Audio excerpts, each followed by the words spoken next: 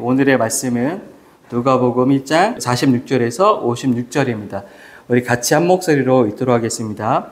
그리하여 마리아가 노래하였다. 내 마음이 주님을 찬양하며 내 영혼이 내 구주 하나님을 높임은 주께서 이 여종의 비천함을 돌보셨기 때문입니다. 이제부터는 모든 세대가 나를 행복하다 할 것입니다. 힘센 분이 내게 큰 일을 하셨기 때문입니다.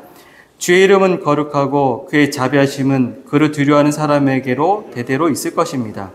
주께서는 그 팔로 권능을 행하시고 마음이 교만한 사람들을 흩으셨으니 저항들을 왕자에서 끌어내리시고 줄인 사람들을 좋은 곳으로 배부르게 하시고 부한 사람들을 빈손으로 떠나 보내셨습니다. 주께서 자비를 기억하셔서 당신의 종 이스라엘을 도우셨습니다. 우리 조상에게 말씀하신 대로 그 자비는 아브람과 그 자손에게 영원토록 있을 것입니다. 마리아는 엘리사벳과 함께 석 달쯤 있다가 자기 집으로 돌아갔다. 아멘. 이 말씀을 가지고 나의 희망가라는 제목을 함께 은혜를 나누기를 원합니다. 여러분 혹시 이런 가사의 노래 들어보거나 혹시 불러보셨습니까? 이풍진 세상을 만났으니 기억하시나요? 모를 수도 있어요. 이게 뭐냐면 이풍진 세상을 만났으니 너의 희망이 무엇이냐? 부귀와 영화를 누렸으면 희망이 족할까? 푸른 하늘 밝은 달 아래 곰곰이 생각하니 세상 만사 덧없어라. 청춘만 가지랴. 나의 나된 것은 하늘의 뜻. 근심 걱정 다 버리고 즐겁게 살자라는 거예요. 여러분 이게 어느 때 불러졌냐면 일제강점기 때 우리나라 사람들에게 불러줬던 희망가라는 거예요. 그러니까 이 일제강점기라는 이 풍진 세상을 만난 사람들이 희망이 없었어요. 여러분 그 당시에 희망이라는 건 뭘까요? 일제에 부역하는 거예요. 그래서 친일을 하면서 내가 내 시대에 잘 먹고 잘 사는 게 그 당시에 유일한 소망인데 문제는 내가 부역을 하면서도 마음이 편하지 않은 거죠. 그러다 보니까 이 당시에 일제시대 때 많은 조선의 엘리트들이 가졌던 심정은 뭐냐면 어떤 현실을 절망하고 포기하는 거예요. 그런데 이런 현실에 대해서 우리 절망하지 말자. 포기하지 말자. 우리 희망을 갖고 살아가 보자라고 이 곡을 쓴 거예요. 여러분 이 곡을 누가 쓴지 혹시 아실까요? 바로 도산 안창호 선생님이 이거를 쓴 거예요. 그래서 이 가사에 보면 나의 나된 것은 하늘의 뜻이다 라는 게 뭐죠? 고린도전서 15장 10절 나의 나된 것은 하나님의 은혜입니다 라는 거예요. 이 도산 안창호 선생이 기독교 신앙을 가지면서 현실을 바라볼 때 우리가 지금 일제강점기라는 이 풍진 세상을 만난 것 그리고 내가 소망이 없이 살아갈 수밖에 없는 것조차도 어쩌면 하나님의 뜻대로 일어난 일이라는 것으로 우리가 좀 바라보면서 근심 걱정 버리고 즐겁게 살자고 얘기하는 거예요. 근데 여러분 이게 근심 걱정 버리고 즐겁게 살자라는 게 될 대로 되라라는 식으로 현실을 포기하자는 게 아니라 어처구니 없는 현실을 맞이했지만 그러나 내가 단순히 부귀영화를 추구하면서 살 것이 아니라 더 큰 이상을 향한 삶, 더 큰 이상을 품은 그 희망적 삶을 품고 우리가 한번 이 암흑한 세상을 그래도 나름대로 즐겁게 살아보자라고 하는 희망의 노래를 이야기하는 거예요. 여러분 일제강점기에 이 희망가를 불렀고 이 희망가를 들었던 사람들의 마음은 어땠을까요? 제가 그 당시의 사람으로 돌아가서 이 노래를 들었더라면 제 마음은 굉장히 울컥했을 것 같아요. 왜냐하면 내가 마주하는 현실에는 희망이 안 보여요. 어떤 탈출구가 안 보여요. 어떤 뚜렷한 해결책이 보이지 않아요. 이렇게 하고 저렇게 해봐도 내가 마주하게 되는 건 사각링에 탈출구가 없는 그런 방 같은 현실 속에서 여러분 우리는 모든 것에 대해서 자포자기하는 마음도 있게 되죠. 그런데 여러분 그런 모진 현실 속에서도 우리가 한 가지는 놓치지 말자는 거예요. 뭘까요? 희망이라고 하는 불꽃을 우리는 놓치지 말자라는 게 이 희망가예요. 여러분 사람이 언제 풀이 죽고 절망할까요? 여러분 언제 절망하십니까? 혹시 이 책을 읽어보셨을까 싶은데 빅터 프랭크가 쓴 죽음의 수용소라는 책이 있어요. 예. 빅터 프랭클이라고 하는 이 사람이 죽음의 수용소에서 쓴 책에 이 사람이 이런 글을 남겼어요. 너무 좋은 문장인데 여러분에게도 나누고 싶어요. 사람이 죽는 것은 굶주림 때문만이 아니라 희망이 사라졌을 때다. 그러니까 이 빅터 프랭클이라고 하는 사람이 어디서 이 책을 썼을까요? 아우슈비츠라고 하는 그 죽음의 수용소에서 끌려가서 자기 감찰한 거예요. 어떤 사람이 왜 죽을까? 물론 가스실에 끌려가거나 굶어 죽는 사람들인데 가스실에 끌려가지도 않았고 조금씩이나마 연명할 수 있는 식량, 썩은 감자라도 먹는데 그럼에도 불구하고 자살을 하거나 죽어버리는 사람이 있다는 거예요. 이유가 뭘까 했더니 그 사람에게는 희망이 사라졌기 때문이라는 거죠. 내가 더 이상 살아야 될 이유가 없는 거예요. 그러면서 이렇게 부연을 했어요. 어떤 수감자가 새벽녘에 다른 이들이 지쳐 잠들 무렵 바이올린을 꺼내 연주하기 시작했다. 그 음악은 마치 눈물로 물든 영혼이 하늘을 향해 울부짖는 소리 같았다. 유머와 예술, 음악은 인간이 짐승이 되지 않게 해주는 마지막 보루였다. 누군가는 노래를 흥얼거렸고 누군가는 하늘을 바라보며 시를 읊었다. 그러면서 하는 말이 노래를 흥얼거렸고 시를 읊었던 사람들은 마지막까지 죽지 않았다라는 거예요. 여러분, 사람이 죽음의 한복판에서도 희망이 있다라면, 그리고 희망을 노래할 수 있다면 그 사람은 죽지 않는다라는 것이죠. 그렇기 때문에 우리가 오늘의 이 고단의 현실을 살아가는 동안에 또 내 뜻대로 무엇인가 되지 않아서 답답한 이 환경 속에서 필요한 것은 뭐냐면 내가 절망의 어떤 늪에 빠지지 않도록 계속해서 내가 나에게 희망의 노래를 불러주는 거예요. 근데 문제는 도대체 그 희망을 어디서 찾을 수 있겠느냐라는 것이죠. 우리 모두는 작심삼일이라고 하는 메비우스의 띠에서 못 벗어나는 사람이라고 생각해요. 여러분, 작심삼일을 벗어날 수가 없어요. 그렇기 때문에 내가 아무리 그래 모든 건 잘 될 거야 라고 하는 희망을 가진다 해도 2, 3일 지나면 현실 앞에서 그 희망이 물거품처럼 사라져버려요.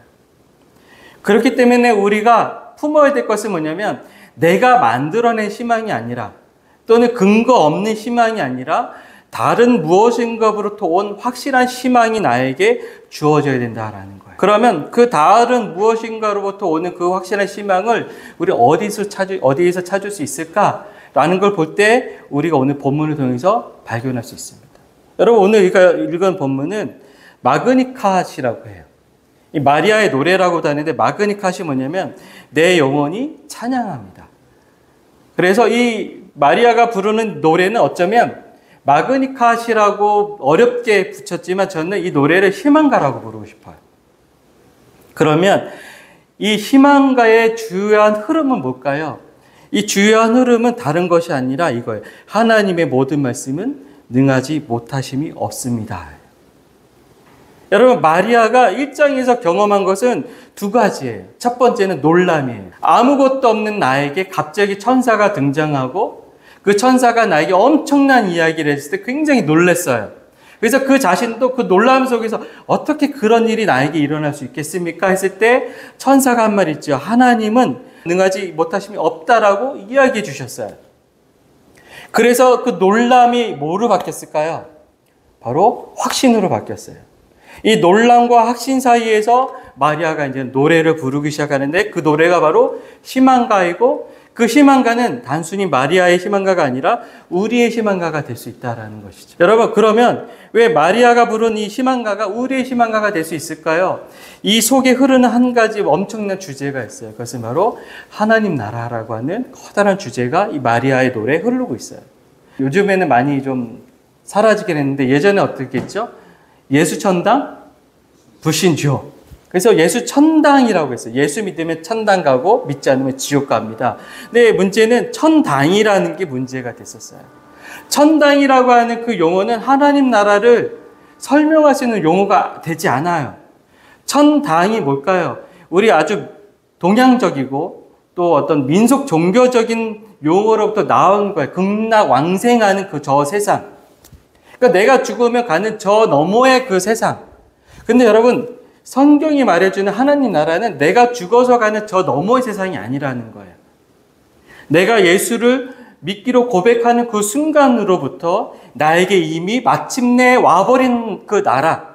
그래서 나는 이미 하나님 나라 속에서 부족하지만 아직 완성되지 않았지만 그래도 내가 나름대로 살아가기 시작하는 나라가 바로 하나님 나라라는 거예요. 동일하게 또 하나, 이 천당이라고 하는 개념이 우리 가운데 왔던 하나의 오류가 뭐냐면 하나님은 늘 언제나 저기 저 멀리 계신 분이에요. 즉 내가 죽어서 천당에 가서야만 비로소 만날 수 있는 그 분. 그분이 하나님이라는 거예요. 그런데 하나님 나라는 어떤 곳이죠? 하나님이 내가 죽어서 저곳에 가서 만나는 그분이 아니라는 거예요.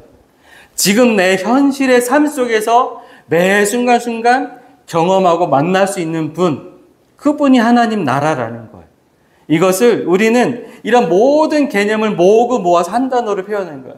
하나님 나라라는 거예요. 즉 하나님의 통치와 다스림이 경험될 수 있는 곳.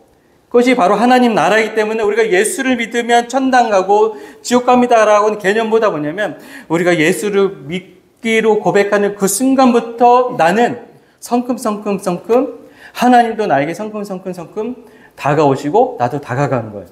그리고 하나님과 내가 만나는 그 자리가 어떤 곳일까요? 바로 하나님 나라예요. 여러분, 지금도 많은 사람들이 선교를 떠나고 또 우리 그리스도 교회처럼 교회도 개척해요.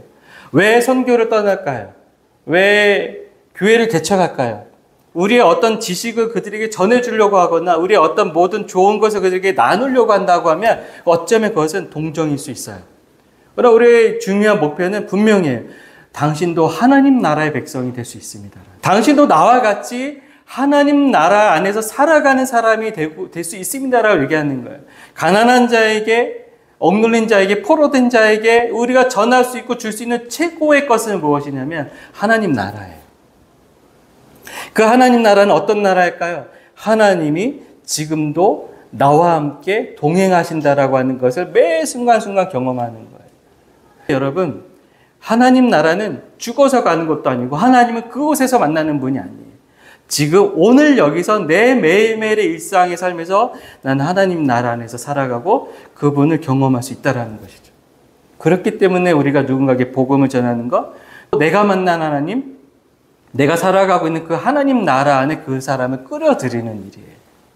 근데 여러분, 더 본질적으로 우리 한 가지 질문해 봅시다. 하나님 나라가 우리에게 왜 필요할까요? 하나님 나라가 우리에게 왜 필요할까요? 여러분, 하나님 나라가 정말 여러분의 삶에서 필요하십니까? 라고 질문해 볼 수 있다는 거예요. 많은 사람들은 늘 무슨 세상을 꿈꿀까요? 자신만의 유토피아를 꿈꿔요. 여러분이 괴로운 이유는 뭔지 아십니까? 내가 꿈꾸는 유토피아적인 삶과 현실의 나의 삶이 괴리감이 있을 때, 이 갭이 큰 것만큼 나의 현실은 뭐가 될까요? 유토피아가 아니라 디스토피아가 되는 거예요. 그러면 그 디스토피아를 바꾸기 위해서 나는 계속 노력하고 애를 쓰죠. 그렇다고 내 삶이 유토피아가 되진 않아요. 동일하게 많은 사람들이 이상적인 사회를 꿈꾸기 시작했어요. 여러분, 우리가 꿈꾸는 이상적인 사회라는 건 어떤 사회일까요? 계급이나 빈부격차가 없는 사회. 부정부패와 억눌린 자의 피눈물이 없는 공정한 사회. 모든 사람이 아프지 않고 교육받고 자기 삶을 마음껏 누리며 살아갈 수 있는 사회. 그게 바로 유토피아예요. 제가 최근에 본 드라마가 이제 트리거라는 드라마인데 보셨나요? 이 넷플릭스에서 하는 트리거라는 드라마인데 트리거가 뭐죠? 총구 방아쇠를 당기게 하는 그 순간을 말해요. 이 드라마의 핵심이 뭐냐면 억눌리고 막 답답한 상황에 있는 사람들이 자기 힘으로는 자기보다 힘센 이들을 어떻게 처리할 수가 없는 거예요. 근데 그런 사람들에게 총을 나눠주기 시작해요. 그러니까 이 사람들이 그 억눌린 분노의 감정을 총으로 쏘아대기 시작하는 거예요. 그게 바로 트리거거든요. 근데 여러분 너무 이렇게 무서운 건 뭐냐면 그 드라마를 보는 사람들이 거기서 쾌감을 느끼기 시작할 수 있다는 거예요. 나도 저런 총이 하나 있으면. 그래서 내 분노를 저렇게 마음껏 표출하죠. 나를 때린 놈에게, 나를 괴롭힌 그 직장 상사에게 나도 한번 총을 마음껏 쏴봤으면 그런 사회라는 거예요. 근데 여러분, 사람들이 그런 드라마에 열광하는 이유는 뭐냐면 반증적으로 우리가 살아가는 시대는 유토피아가 아니라는 거예요. 우리는 계속해서 디스토피아라는 거예요. 여러분, 근데 너무 재미있는 건 유토피아라고 하는 단어 자체가 원래 환상적인 단어예요. 유가 그리스어로 없음이라는 거예요. 토피아는 장소예요. 없는 장소예요. 사람들은 계속해서 없는 장소를 꿈꾸고 있다라는 것이죠. 그렇다면 우리는 디스토피아, 즉 암울하고 억압적이고 비인간적인 사회를 계속 마주하면서 그냥 그렇게 살아야 되느냐라는 거죠. 그러면 그런 절망적인 삶을 살아야만 한다고 하면 우리는 어쩌면 사전에서 희망이라고 하는 단어 자체를 삭제해야 돼요. 그런데 우리는 희망이라는 것을 계속 꿈꾸고 살아가요. 근데 그 희망이 물거품처럼 사라지니까 우리는 계속 절망하는 거죠. 그래서 다시 설교 앞으로 돌아가 볼까요? 우리에게 필요한 건 뭘까요? 희망가예요. 근데 그 희망의 노래는 어떤 희망이 될까요? 근거 없는, 내가 만들어낸 희망이 아니라 근거가 있고 확실하게 이루어질 수 있는 희망.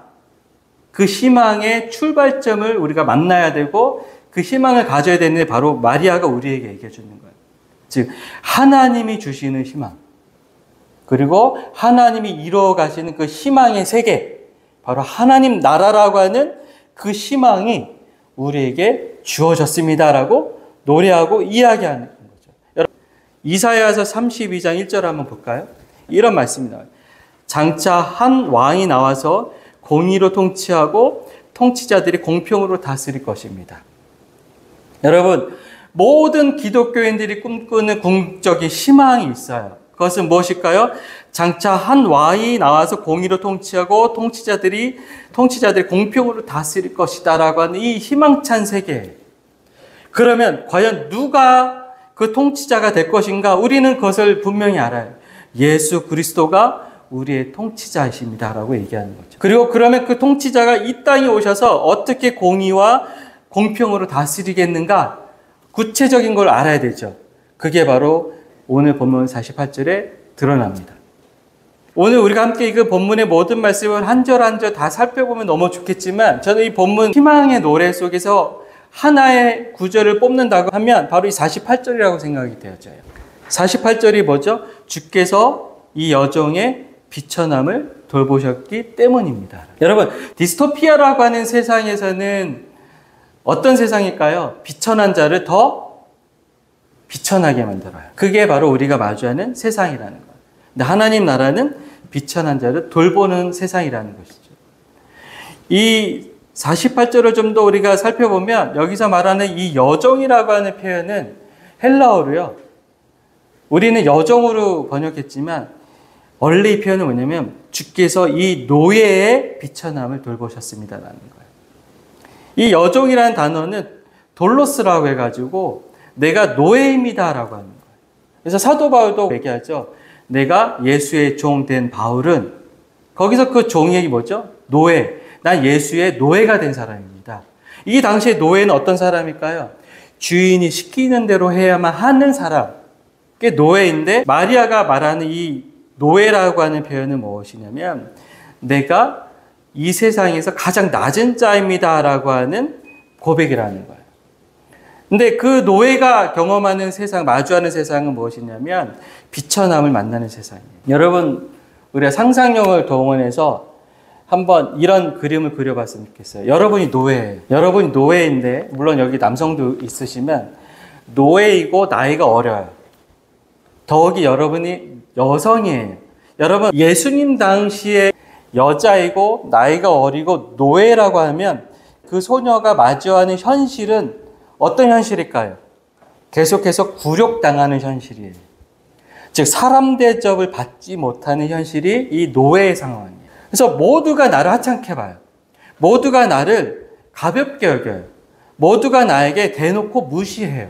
더욱이 이 당시에는 성인 여자일지라도 사람 수를 셀 때 그 계수에 들어가지 않았어요. 근데 여러분, 이 마리아가 뭐라고 하죠?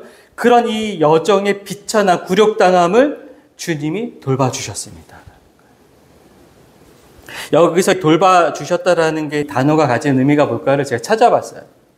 근데 너무 제가 이 단어 속에서 은혜를 받았어요. 여러분도 그 은혜가 있었으면 좋겠는데 첫 번째는 뭐냐면 주목하다. 주님께서 48절에 돌보셨기 때문입니다라고 하는 돌보셨다라고 하는 이 단어의 헬라 의미가 뭘까 봤더니 첫 번째가 주목하다. 여러분, 비천한 자를 주목하진 않아요. 그냥 쓱 지나가고 보는 거죠. 없는 사람 취급하는 거죠. 그런데 하나님은 그런 비천한 자들을 굴욕당하는 자들을 주목하시는 분이라는 거예요. 또 하나 respect, 존중하다. 그러니까 우리가 무엇인가를 잘했다고 해도 칭찬해 주실 뿐만 아니라 우리가 설령 못한다 해도 우리 존재 자체를 인정하시고 리스펙해 주시는 분이라는 거예요. 여러분, 이게 놀라운 게 뭐냐면 결코 세상은 이런 세상이 아니에요.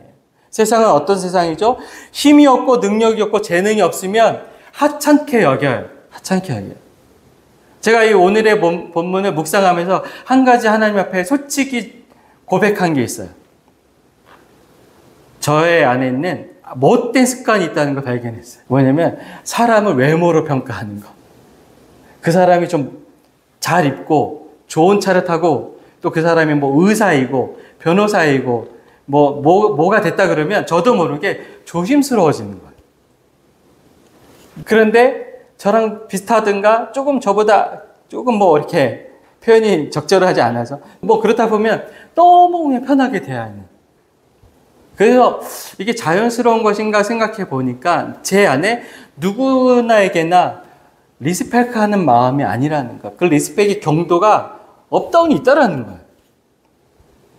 근데 하나님은 그 사람이 어떤 사람이냐, 실제로 말하면 그 사람이 아브라함이었느냐, 모세였느냐, 여호수아였느냐, 다윗이었느냐 아니라는 거예요. 다윗은 다윗이었었어요. 모세는 모세였었어요.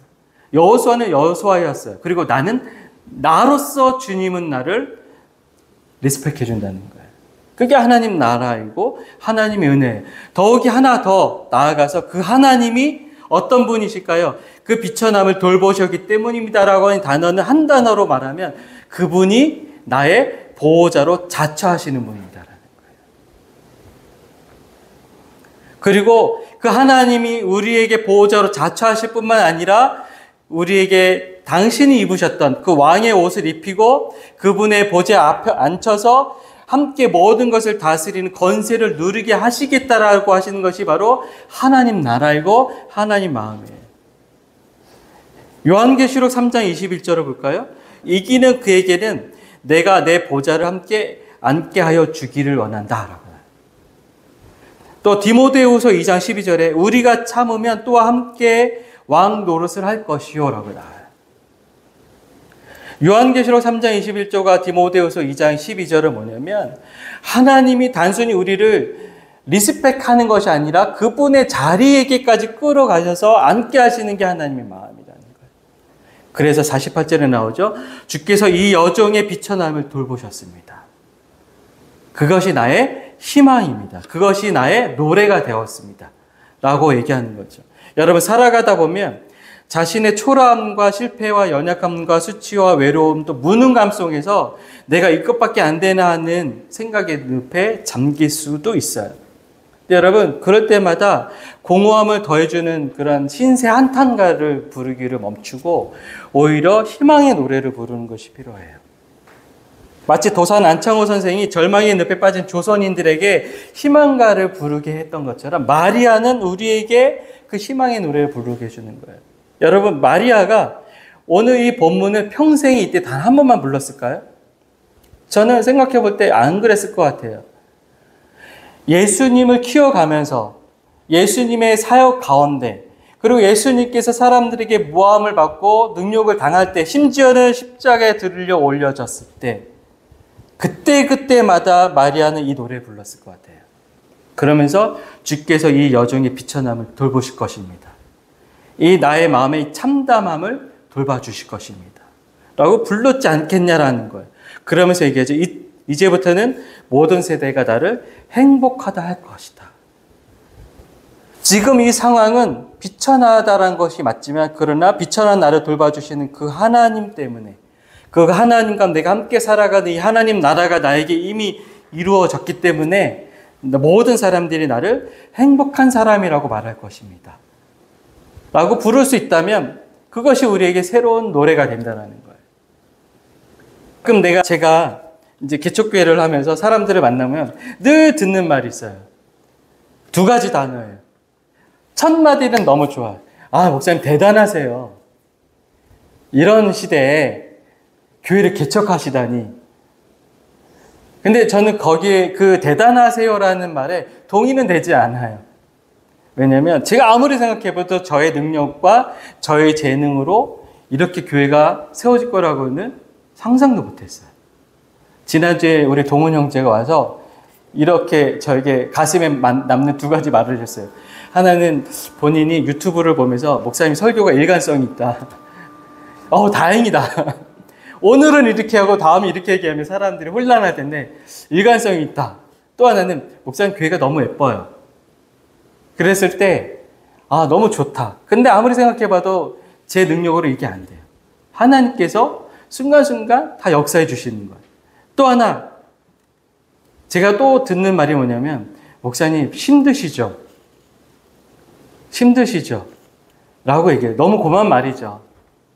그래도 이렇게 생각해 주는 말이죠. 근데 솔직히 말하면 힘들지는 않아요. 오히려 개척하기를 잘했다라는 생각이 더 들어요. 저는 제 개인적으로 설교하는 걸 너무 좋아해요. 왜 좋아하는지 아세요? 저는 은혜 나누는 걸 너무 좋아해요. 하나님의 말씀을 나누는 걸 너무 좋아해요. 그래서 제가 설교를 잘하든 못하든 상관없이 그냥 이 자체를 너무 좋아해요. 그러니까 그 좋은 일을 하니까 힘들지가 않아요. 사람이 없으면 없는 대로, 있으면 있는 대로 그냥 너무 좋아요. 근데 그 모든 핵심은 뭐냐면 저에게 희망이 하나 있어요. 어떤 희망일까요? 하나님이 저를, 이 그리치 교회를, 여러분 한 사람 한 사람을 다 돌보고 계신다고 하는 그 희망. 그 희망이 저에게는 가장 큰 힘이 되는 거죠.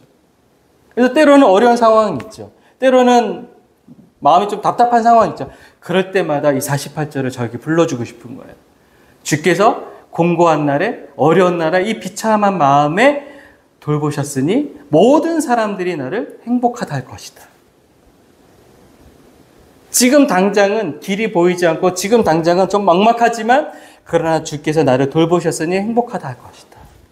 여러분, 하나님은 쉼을 잃고 멍하니 주저앉은 나를 내버려 두시는 분이 아니에요. 오히려 어깨에 우리를 들쳐 업고서라도 가시는 분이에요. 그리고 들쳐업고 가시면서 계속 은혜를 베푸시는 분이에요. 그래서 우리가 이런 고백과 이런 노래를 부르기로 해요. 주님, 나는 행복합니다. 내 현실은 막막하지만 주님이 나의 희망의 노래가 되셨습니다. 그렇기에 나도 주님과 함께 이 어두운 시간을 보낼 수 있습니다. 이런 고백을 한다면 마음에 환한 등불을 하나 들고 사는 인생이 되는 거예요. 마음에 환한 등불이 되어주는 노래가 하나 있다면, 여러분 그 노래가 여러분의 희망가가 되어 있다면 여러분은 이 땅을 살아가면서 결코 절망하지 않을 거라는 거죠. 물론 잠깐 절망할 수 있어요. 그러나 그 절망의 늪에서 허우적거리진 않는다는 거죠. 여러분, 이번 한 주간 사실 텐데 숙제를 하나 내드리겠습니다. 숙제는 누가복음 1장 48절을 외우시는 거예요. 누가복음 1장 48절을 외우시면서 내 나름대로 마음이 어둡거나 기운이 빠지거나 뭔가 답답할 때마다 그 고백의 노래를 여러분이 한번 불러보는 거예요. 주께서 비천한 나를 돌보셨으니 이후로 모든 사람들이 나를 행복하다 할 것이다. 그 노래가 나에게 있는 거예요. 그렇다면 여러분의 이 삶은 또 달라지지 않을까라는 거죠. 저는 이 마리아의 노래가 여러분의 평생의 노래가 됐으면 좋겠습니다. 그리고 여러분이 계속해서 희망의 노래를 부르면서 그 희망의 노래가 주변 사람들에게 전염이 됐으면 좋겠어요.